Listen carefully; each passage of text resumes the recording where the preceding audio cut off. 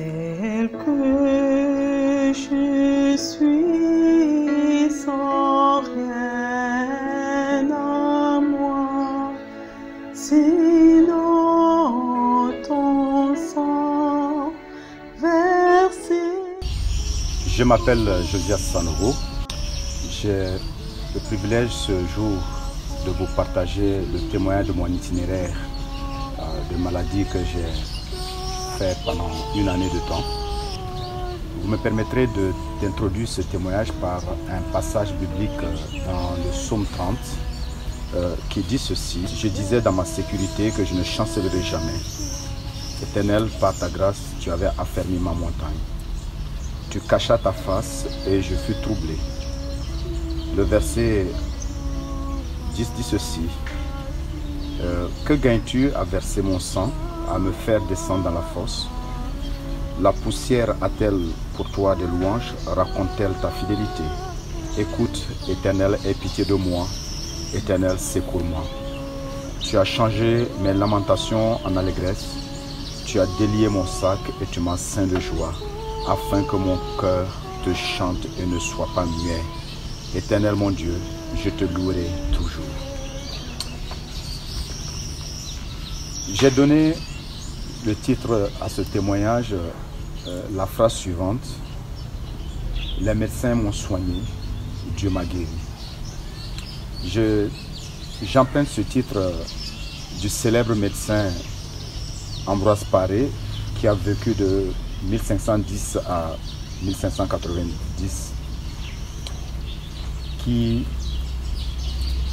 lorsque je visitais le centre hospitalier universitaire de Lausanne en Suisse, j'ai trouvé cette phrase célèbre de ce chirurgien moderne. Enfin, il est le père de la chirurgie moderne, qui est gravé sur une pierre, sur les murs et les piliers d'un des services de santé, ceci: je soignais et Dieu guérit. De la bouche d'un médecin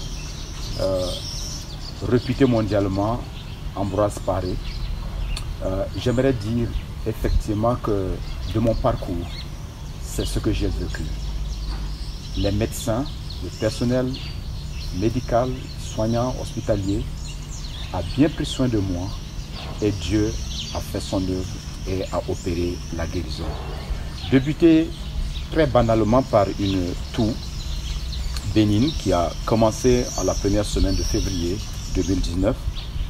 Je finirai par une hospitalisation de 2 semaines à l'hôpital, dans un de nos hôpitaux au Burkina Faso ici, appelé le centre universitaire de Borodougou.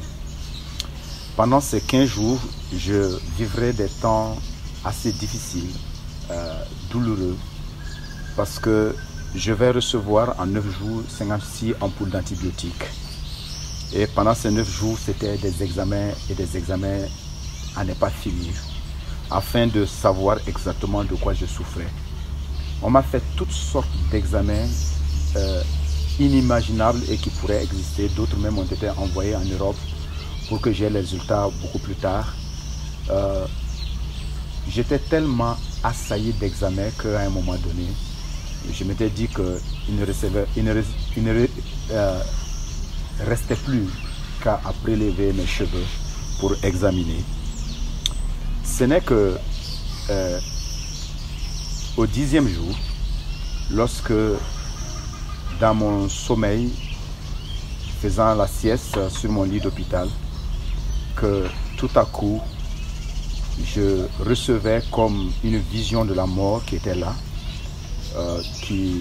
j'entendais une voix qui me parlait d'extrême onction qui devait être faite sur ma vie. Et je savais que dans l'église catholique, l'extrême onction était l'onction qu'on fait sur tout simplement ceux qui étaient sur la porte de la mort, à la porte de la mort. Quand j'ai entendu cette voix, je me suis dit non, il y a quelque chose de grave qui est en train de se présenter. J'ai simplement demandé que ma femme appelle mes responsables d'église, qu'ils viennent prier pour moi, non pas pour me faire une extrême onction, mais me faire une onction d'huile. Mes responsables d'église sont venus dans cet hôpital de 10e jour, ils ont prié avec moi, ils m'ont fait l'onction d'huile. Et puis ils sont repartis. C'est après leur départ que le soir est venu le médecin qui me traitait, le pneumologue. Et il m'a dit, Monsieur Sanoko, on a fait beaucoup d'examens sur vous, mais on ne trouve rien jusqu'à présent. Je pense qu'il y a un des derniers examens qu'on va faire pour essayer de diagnostiquer de quoi vous souffrez et si on peut trouver quelque chose. Il m'a prescrit donc un scanner pulmonaire que nous sommes allés faire immédiatement avec mon épouse. Et les quelques heures qui suivaient, les résultats sont tombés.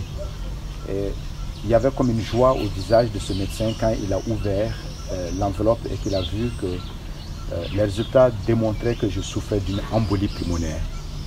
Ouf! Comme enfin on arrive à quelque chose, on arrive à un résultat. On commence donc le début, on commence donc le traitement de l'embolie pulmonaire et très vite, 4 jours après, on commence à parler de ma libération parce que j'étais mis sous ce produit appelé le Préviscan. On me libérera donc le 26 février pour que je rentre chez moi. Et je devais être là en train de contrôler mon INR régulièrement pour voir et ajuster avec la dose de médicaments que je devais prendre. Et c'est dans ça que je suis resté quand à un moment donné, des amis qui ont appris que j'avais été malade, vivant, eux ce sont des amis suisses, m'ont appelé et m'ont demandé si je pouvais venir passer quelques jours de congé de repos chez eux. Ils m'ont fait ce voyage.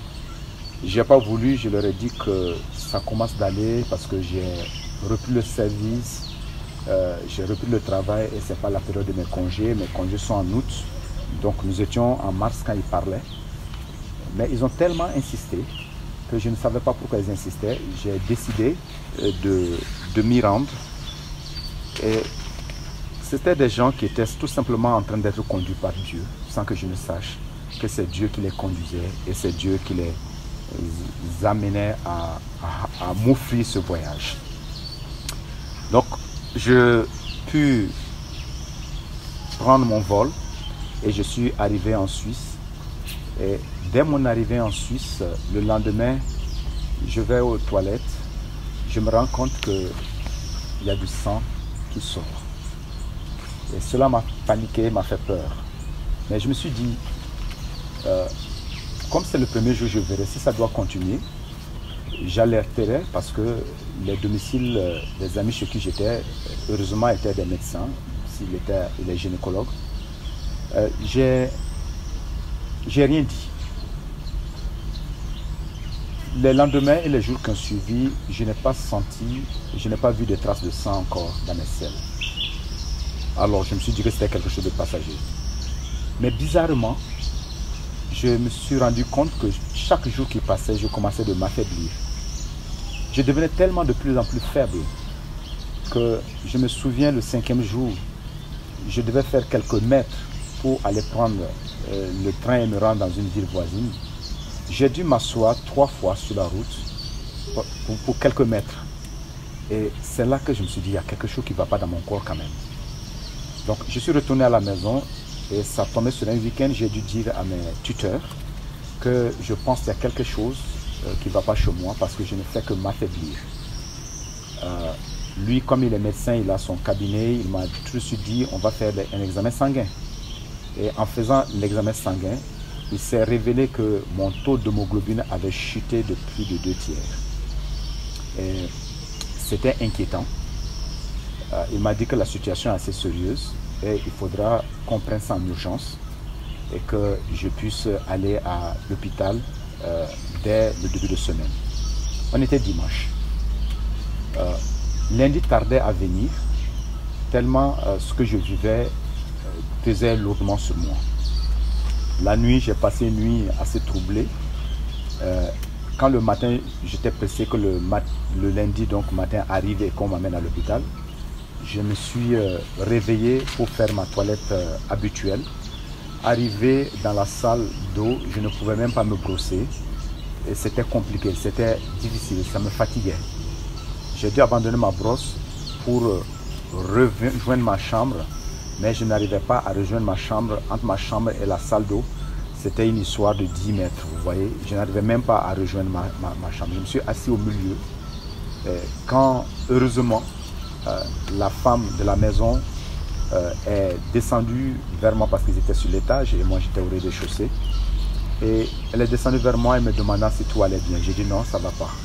J'arrive pas à rejoindre ma chambre. Elle a compris tout de suite que c'était vraiment un cas d'urgence.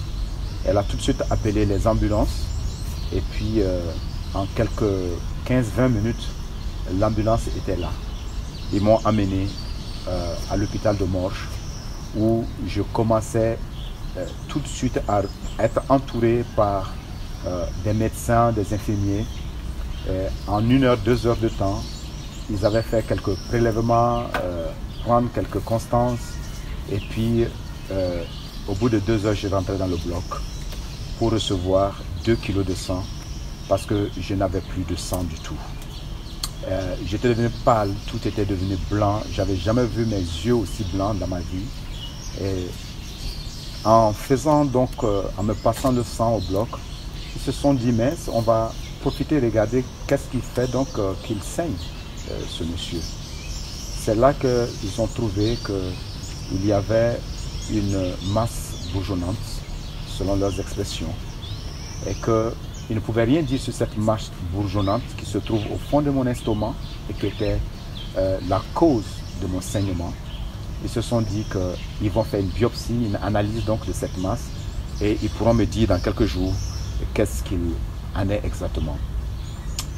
Je suis resté là donc gardé à l'hôpital, je ne pouvais plus repartir de chez moi à la maison.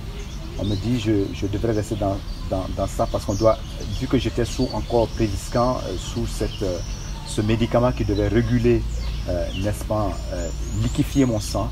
Donc on m'a mis sous un produit qui devait liquéfier, donc je ne pouvais plus partir. Et comme il y a saignement, c'est une chose et son contraire. Voilà, donc je suis resté là à l'hôpital pendant ces 2 jours, jusqu'à ce qu'ils viennent m'annoncer 3 jours plus tard qu'ils ont les résultats de la biopsie. Et ces résultats des 2 médecins dames ont apparu dans ma chambre avec un air grave. Ils m'ont dit comme ça, monsieur Sanogo, nous n'avons pas une bonne nouvelle pour vous. Vous avez un cancer de l'estomac. Et à l'heure actuelle, nous ne savons pas qu'est-ce que nous pouvons faire, mais nous voulons vous donner cette information. Elle est dure certainement pour vous à accepter et à prendre, mais on est dans notre devoir de vous le dire. Et c'est là qu'ils m'ont demandé aussi s'ils pouvaient, j'avais des contacts de la famille qui pouvaient informer. Je leur dis que les Européens sont gentils, ils vont droit au but, ils disent la vérité crûment. Mais on a d'autres manières de le faire. Et je ne les voyais pas en train de dire cette vérité à mon épouse ou aux membres de ma famille, alors que de la même manière qu'ils me l'ont annoncé. Je les ai remerciés et je leur ai dit, écoutez, je prendrai le soin de dire moi-même à ma famille et d'annoncer ces choses à ma femme. Et voilà, donc à cette étape, devait commencer un tournant parce que tout devenait sombre autour de moi. J'avais l'impression que la vie s'arrêtait et que tout était en train de s'arrêter en moi et autour de moi. Il faut dire qu'après cette nouvelle catastrophique que venaient de m'annoncer les 2 médecins dames, quand elles sont sorties, elles m'ont laissé seul dans la chambre. Je suis resté là dans une solitude, dans un vide autour de moi, jusqu'au soir où 2 de mes amis sont arrivés, un couple, et venaient s'enquérir de mes nouvelles sur ce qui avait été décidé. Lorsque je leur ai annoncé ce que les médecins m'avaient dit, ils m'ont simplement tenu par la main et ont pleuré avec moi. Ils ont pleuré avec moi. En ce moment, je commençais à sentir la gravité de la chose. Je n'avais aucune idée de ce que c'est que le cancer. J'avais entendu parler du cancer. Je n'avais aucune idée de ce que ça pouvait représenter. Tout ce que je savais, c'est que dans mon pays, le cancer rime avec la mort et le cercueil. J'ai vu ces amis pleurer et je me suis dit, oui, les choses sont en train d'aller vers la fin. Certainement que mes jours sont comptés, voire même mes heures. Vu l'air catastrophiques et graves avec lesquelles les médecins l'avaient annoncé aussi. Je commençais à prendre la température des choses, que l'heure était grave. Mais il fallait annoncer cela et dire cela à ma femme. J'ai appelé et puis avec toute la technique pour qu'elle ne soit pas choquée, parce que je craignais qu'à un moment donné, en lui téléphonant, en lui disant la chose, j'entends le bruit du téléphone qui tombe. Mais j'ai eu une force de le dire juste quelques minutes avant, parce que dans cette solitude, quand les amis sont partis, je me retrouvais avec moi-même. Le temps s'arrêtait. Mais une pensée est venue en moi. C'était la suivante. Aucune maladie sur cette terre, ni aucun médecin ne définira ma destinée. Ma destinée est entre les mains de Dieu. Cette pensée forte qui est venue en moi m'a donné le courage d'appeler donc ma femme. Je lui ai dit que on vient de m'annoncer une nouvelle pas très intéressante. On me parle d'une masse bourgeonnante au fond de mon estomac. J'ai voulu dire avec des mots pour la calmer. Je dis c'est pas très grave. Certainement qu'ils vont devoir m'opérer et puis enlever cela. Et elle va me donner une parole qui va beaucoup m'encourager, parce que elle me répondra après 2 semaines que nous avons fait d'hospitalisation au Burkina Faso. Je rends grâce à Dieu de ce qu'en Suisse on découvre ça. Moi, je n'avais même pas en pensé que j'étais en Suisse et que effectivement l'équipement et le plateau qu'ils ont est différent de ce que nous avons chez nous. Donc ma pensée n'était même pas allée vers là. Mais j'ai admiré son courage et son courage m'a encouragé. J'ai commencé à avoir de l'espoir. C'est aussi dans ce contexte que la femme du médecin chez qui j'étais hébergé va aussi me donner un deuxième encouragement. Quand elle est passée vers moi à l'hôpital le lendemain, elle me dit j'avais une pensée, c'est de te proposer que tu sois le parrain de mon enfant. J'ai regardé cette femme bizarrement, j'ai dit mais est-ce qu'elle est logique? Quelqu'un à qui on annonce un cancer qui va mourir, tu demandes qu'il soit le parrain de ton enfant. Il y avait une contradiction inacceptable pour moi, mais c'était tout là, des mots, des gestes que le Seigneur était en train de me donner pour me montrer qu'il y a de l'espoir dans ce que je suis en train de vivre. Il y a une espérance, tout n'est pas fini. Alors la décision a été prise de m'opérer, mais on va toucher à la réalité, au nerf de la guerre. Parce que en parlant de m'opérer, on m'a parlé d'un devis qui devait tourner en francs CFA autour de 45 millions. Je ne savais pas où je pouvais sortir ces sous. Moi qui venais pour 2 semaines de repos, avec pas plus de 200 000 francs en poche, on vient me parler d'une intervention de 45 millions. Je me suis dit, bon, il n'y a pas d'espoir, il faut tout laisser tomber.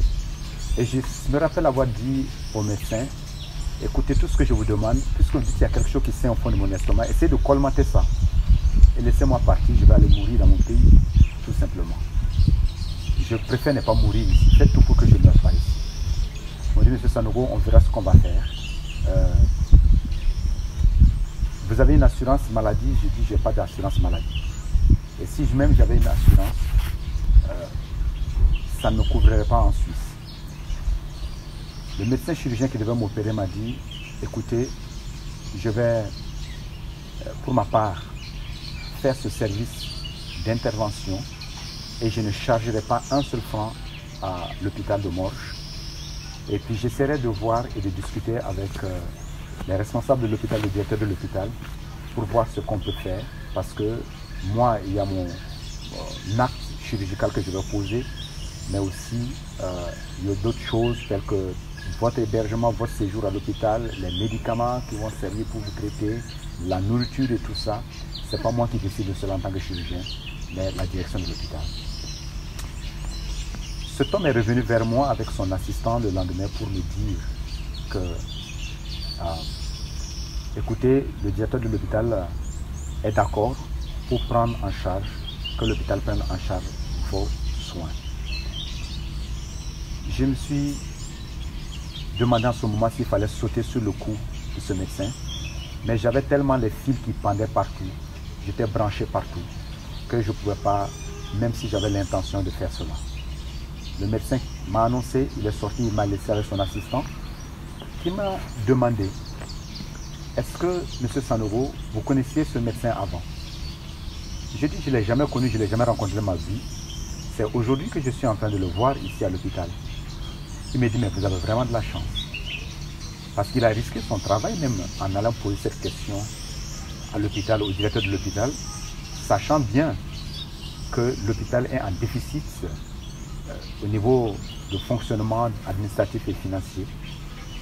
C'était vraiment courageux de sa part d'aller poser cette question. Et il m'a dit ceci, vous avez de la chance si vous dites que vous ne le connaissez pas. Je dis, je ne le connaissais pas, mais je ne le connais pas, mais je connais quelqu'un qui le connaissait depuis. Et cette personne l'a placé ici certainement pour moi. Et sur le moment m'est venu d'autres paroles que j'avais reçues de la part de certaines servantes du Seigneur qui me disaient que je serai dans un pays étranger et Dieu suscitera des nations étrangères qui s'occuperont de moi, qui prendront soin de moi. Nous trouvons cela dans le passage de Jérémie, plutôt dans Ésaïe 55. Et j'ai revu ce passage et puis d'autres passages qui me sont venus du genre Dieu dit qu'il m'établira et il établirait ma famille, il rétablirait ma famille aussi. Il y avait des paroles d'espoir qui étaient là devant cette avancée vers la mort, apparemment humainement parlant. J'ai accepté donc que l'opération va se faire, enfin, ils ont accepté que l'opération va se faire, mais je n'avais aucune idée de la douleur, de la souffrance que j'allais vivre. J'ai su passer par cette chirurgie qui devait durer, selon le médecin, 3h30, mais finalement, qui a duré 5h30. Je tiens ici à reconnaître le boulot colossal que font les médecins, le travail titanique. J'imagine des gens qui se tiennent sur pied pendant 5h30 autour d'un corps. Je félicite ici et je remercie vraiment leur travail. Et si je peux parler de la guérison du Seigneur, je peux reconnaître que les médecins m'ont soigné et les médecins ont donné le meilleur d'eux-mêmes. Ce personnel en Suisse a été formidable. J'ai eu, pendant tout mon séjour d'1 mois dans cet hôpital, peut-être une vingtaine de personnels que j'ai vu passer, qui ont pris soin de moi. Je me rappelle encore, je retenais le nom de chacun. Et quand ils passaient, je disais le nom de chacun, de chaque infirmière, chaque infirmier. Et ils étaient touchés, me demandaient comment je fais pour retenir le nom de toutes ces personnes et ces infirmiers qui passent, ces médecins. Je dis, puisque j'ai rien d'autre à faire. Je suis là, je n'ai que mon lit et le toit que je regarde. Je peux au moins retenir les noms. Ça les a touchés. Brièvement, disons que l'opération a eu lieu. On m'a enlevé 4/5 de mon estomac, 80%. Et il ne me restait plus que 20% de mon estomac. Et le médecin m'avait bien prévenu qu'il vaut mieux toujours avoir 20% de son estomac que de ne rien avoir du tout. Parce que l'estomac joue un rôle avant que le repas, la nourriture ne passe, ne transite dans les intestins et tout ça. J'ai vécu à partir de ce moment des temps qui vont être très douloureux. Je n'avais aucune idée de la souffrance que j'allais vivre après avec cette intervention. Et j'ai vécu, comme par hasard, la semaine de Pâques que l'intervention a eu lieu, j'ai vécu comme ma passion, le calvaire, avec cette intervention. Je ne pouvais plus manger grand-chose. J'ai commencé à manger au 5e jour, je prenais des choses liquides. Et quand j'ai commencé à manger, je ne pouvais pas manger plus de 3-4 cuillerées au maximum de nourriture. Parce que mon estomac n'avait plus de place pour contenir. Et d'ailleurs, quand je voyais une assiette de nourriture, toute envie, il y avait une réaction psychologique, somatique qui avait tendance à vomir, à rejeter. parce que c'était trop. Jusqu'à ce que le diététicien soit passé et a dit à ce personnel hôtelier que on a enlevé quand même 4/5 de son estomac, il faut lui présenter des petites rations, des petites portions que l'œil va accepter et l'estomac aussi va accepter. Et c'est ce qu'ils ont fait et j'ai commencé à accepter, à pouvoir m'alimenter, mais pas grande chose, 3-4 cuillerées de riz, de nourriture qu'on me présentait. Je vais vivre une semaine horrible. Une semaine, mais où j'ai l'impression que j'étais en train de côtoyer l'enfer. La souffrance était tenace. La vie me semblait dure. J'ai prêché, j'ai parlé de la souffrance dans le passé. Mais de vivre et de passer par ces moments de souffrance, je ne l'avais jamais expérimenté dans ma vie. C'est alors que je sortirai de cet hôpital, après avoir séjourné deux semaines encore après l'intervention, on m'a libéré, on m'a amené très rapidement à la mobilisation. Et quand je suis sorti, je repartais dans mon pays pour commencer les traitements de chimiothérapie qui devaient durer 2 mois et demi, que le médecin m'a prescrit en Suisse. Je suis rentré, je commence la chimio. Là aussi, je n'avais aucune idée de la souffrance qu'il y avait derrière la chimio. La chimio, en un mot, il faut le dire, si je devais le définir, c'est un mal qui fait plus mal que le mal dont vous souffrez vous-même. Chaque fois que je prenais ces comprimés, que je passais par ces temps de perfusion, toutes les 2 semaines, c'était l'horreur. J'étais devenu insupportable à un moment donné pour ma famille. Eux ne me supportaient pas, moi non plus je ne les supportais pas. Le moindre bruit était amplifié. Je ne supportais ni les odeurs des parfums, ni les bruits des enfants. Je me rappelle que notre dernière fille on a dû l'envoyer au village pour qu'elle reste là-bas, pour ne pas me déranger. Et j'ai vécu ces moments très très difficiles et atroces pendant ces moments de la chimio. 10 semaines, ça va durer dans un autre type de souffrance. J'ai perdu 8 kilos, alors que j'avais déjà perdu 6 kilos après mon intervention. J'aurais perdu au total 14 kilos. Moi qui n'étais pas très gros déjà et très fort de nature, et vous devez vous imaginer ce que j'étais devenu. Mais le pire, c'est que mon teint avait changé. Beaucoup de choses ont changé en moi. J'étais devenu sombre, noir. Noir. Vous me direz que les Africains sont déjà noirs. Mais là, j'étais devenu des noirs indescriptibles. Comme du charbon. Lorsque je me regardais au miroir, je me demandais comment ma femme faisait encore pour m'aimer. Mon visage était noir, mes doigts étaient noirs, mes pieds, mes orteils, tout était devenu noir. Les plans de mes pieds, la peau des pieds s'enlevait, partait. On m'avait annoncé aussi que c'est possible que mes cheveux tombent. Heureusement, là, mes cheveux ne sont pas tombés. Je n'en avais pas déjà d'habitude, je n'en avais pas beaucoup. Heureusement, c'est pas tombé. Mais 2 choses vont me choquer pendant ce temps de chimiothérapie. La première, c'est que quand je me suis présenté à l'aéroport à un moment donné, le policier qui vérifiait l'identité m'a regardé et a regardé mon passeport. Il m'a dit, mais vous avez eu où ce passeport? C'est pas vous. J'ai dit, c'est bien moi, monsieur. Il m'a dit, non, je vous dis, c'est pas vous. La personne que je vois et puisque la photo que je vois dans le passeport, c'est pas vous. Ça m'a choqué. Je lui ai dit, monsieur l'officier, moi je suis malade. Et il s'est confondu en excuses. Il m'a dit, je m'excuse beaucoup. Je souhaite meilleure santé. La maladie est l'ennemi de l'homme. En regardant votre photo et en vous regardant, vous n'êtes plus la même personne. Le deuxième choc, c'est ma fille qui étudie en Côte d'Ivoire et qui est arrivée et qui m'a vu. Il me dit, papa, je ne te reconnais pas. Ça, c'est mon deuxième choc. Je savais que j'avais changé et que j'étais devenu différent. Mais jusqu'au point où on ne me reconnaissait plus, c'était choquant pour moi. Je m'appelle Mireille, je suis l'épouse de Josias. L'étape de la chimio, c'est vrai que ça a métamorphosé l'homme. C'était un autre homme. Je retrouvais, mon époux avait changé, aussi bien physiquement que même le comportement, dans le caractère. Mais Dieu m'a donné la patience de pouvoir supporter. La grâce de Dieu me portait et je sentais la proximité avec Dieu qui me donnait de pouvoir tenir face à l'épreuve.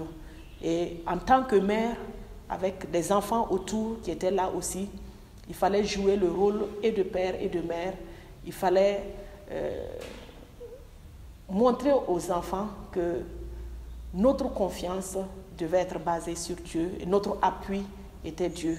Je crois que cette épreuve nous a rapprochés davantage en tant que famille où nous nous sommes retrouvés et nous implorions la grâce de Dieu. Et quelque part, chacun a grandi dans sa foi et dans sa confiance en Dieu. À la fin de ma séance de chimiothérapie que j'ai vécue au Burkina Faso, je devais repartir en Suisse pour le contrôle. Et c'est ce que je fis 4 mois plus tard.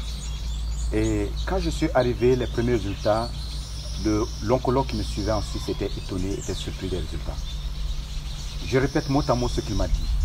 Monsieur Sanogo, ce cancer est tombé sur vous de façon catastrophique et est parti de la même manière.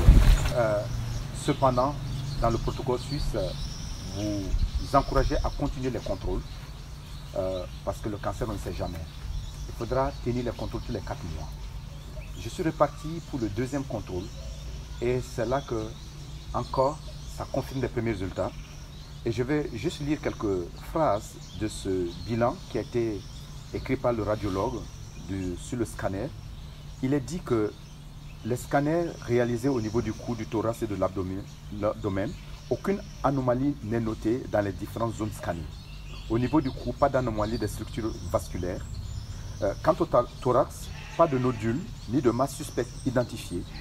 Au niveau de l'abdomen, la vésicule biliaire est sans calcul radio-opaque. Le pancréas et la rate sont sans particularité et les 2 reins sont de taille et de morphologie normale.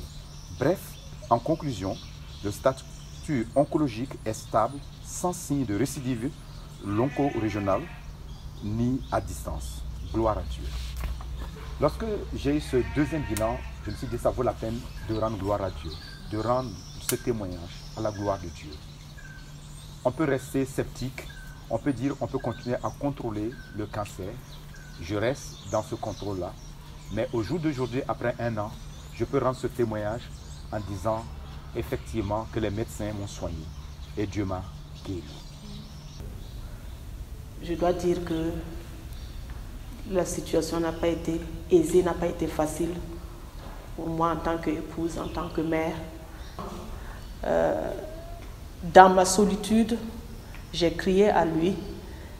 Les gens à l'extérieur ne voyaient pas forcément, ou je ne voulais pas faire paraître que la situation était quand même sérieuse. Quelque part, j'ai gardé le secret qu'il avait le cancer parce que j'avais peur de la réaction des gens. Parce que comme vous le savez, ici en Afrique, quand on parle de cancer, la réaction même des gens vous fait peur. Et j'avais choisi de ne pas trop parler de la maladie.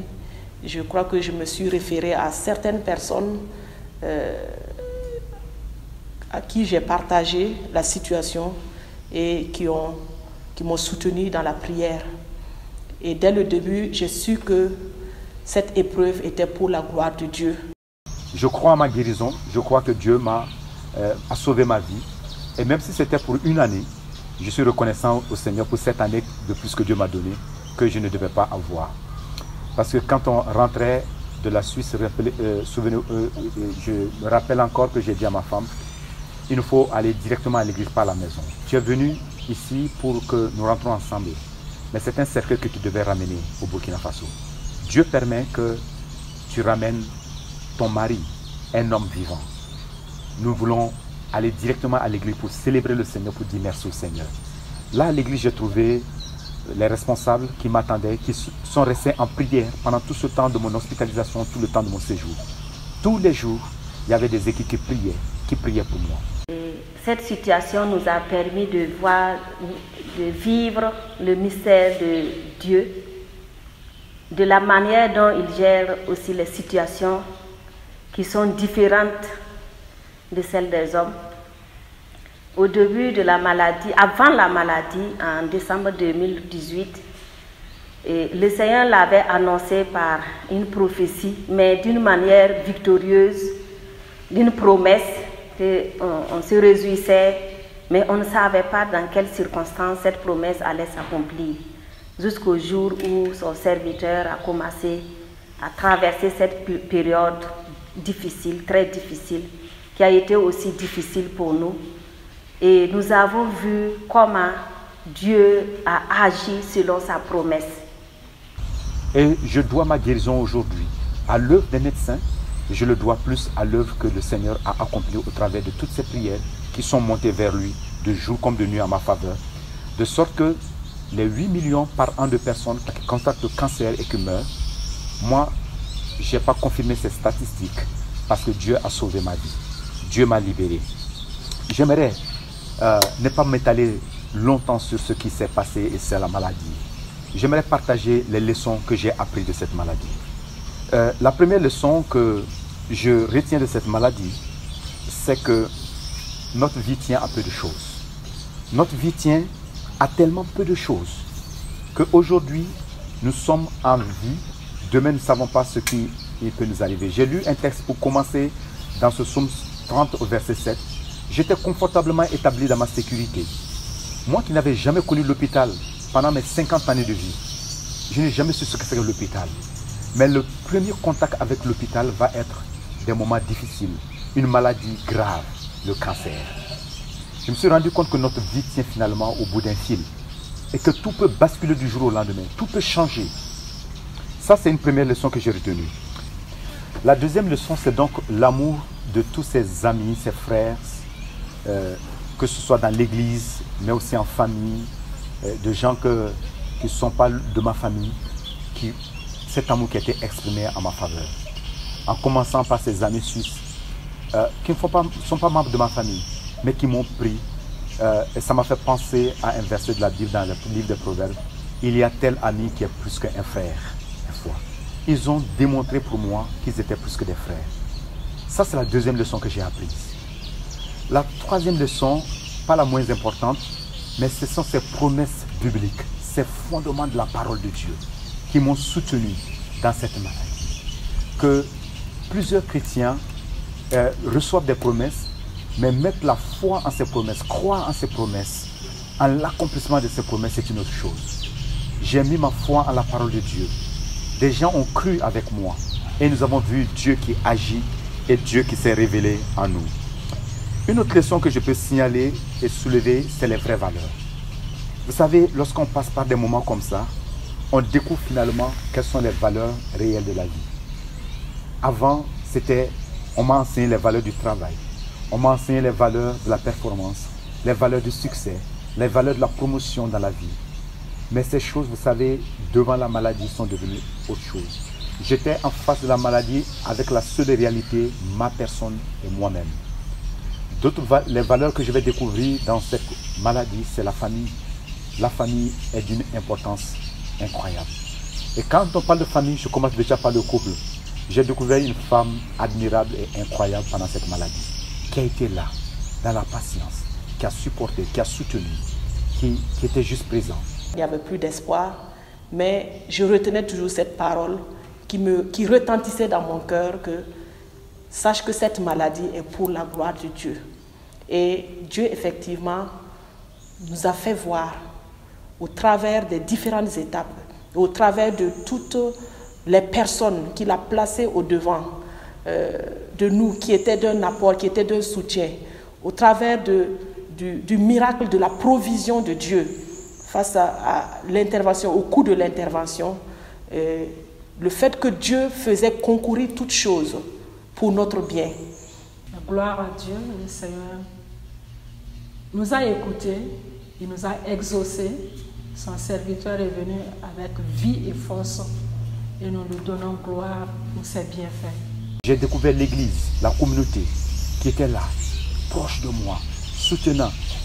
Où certains même ont dit, mais si ceci est en train d'arriver à notre pasteur, que nous considérons comme le bois vert pour emprunter certaines paroles des Écritures, Qu'en sera-t-il de nous autres, le bois sec? J'ai entendu cela. J'ai entendu des prières qui sont montées vers le Seigneur. Des gens qui ont dit au Seigneur, il vaut mieux nous prendre que de prendre notre pasteur. Ça m'a touché. Tous ces hommes et ces femmes. Et j'ai compris où étaient les valeurs et les vraies valeurs. J'ai retenu que le seul moment qui nous appartient, c'est le moment aujourd'hui et maintenant. Demain ne nous appartient pas. Tout peut basculer. Tout ce que nous avons comme sécurité et sûreté peut basculer du jour au lendemain. Et cela, j'aimerais le rappeler ici, que par cette maladie, j'ai découvert cela, que tout peut s'arrêter en un claquement de doigts. Un AVC peut atteindre, une maladie, un cancer peut atteindre, quelque chose peut se décrocher même de ta maison, et puis un accident brutal peut t'emporter. Tout peut amener notre histoire à s'arrêter en un instant et la vie s'arrête tout simplement. À la fin de ce témoignage, j'aimerais simplement nous amener à cette réflexion profonde. La réflexion du sens de la vie et de qu'est-ce que nous faisons de notre vie. De comment est-ce que nous voyons, quel est le regard que nous avons sur la vie. Les choses actuelles peuvent passer. Les choses présentes, les biens matériels, tout ce que nous considérons comme fausses valeurs que le monde nous enseigne, vont un jour passer. Nous serons face à face avec notre âme, et seulement notre âme. En face avec cette âme-là, cette réalité, est-ce que nous avons des mots? Des mots que nous pouvons mettre sur nos mots, nos souffrances, que nous sommes prêts à rencontrer Dieu si tout s'arrête. Telle est la conclusion de ce témoignage que je tenais à partager avec vous. Que Dieu nous bénisse et que Dieu vous bénisse. Merci pour la patience de m'avoir écouté. À toi la gloire, Seigneur, à toi la gloire, à toi la gloire, Seigneur, à toi la gloire, à toi la gloire, Seigneur, à toi la gloire, à toi la gloire, Seigneur, à toi la gloire, à toi la gloire.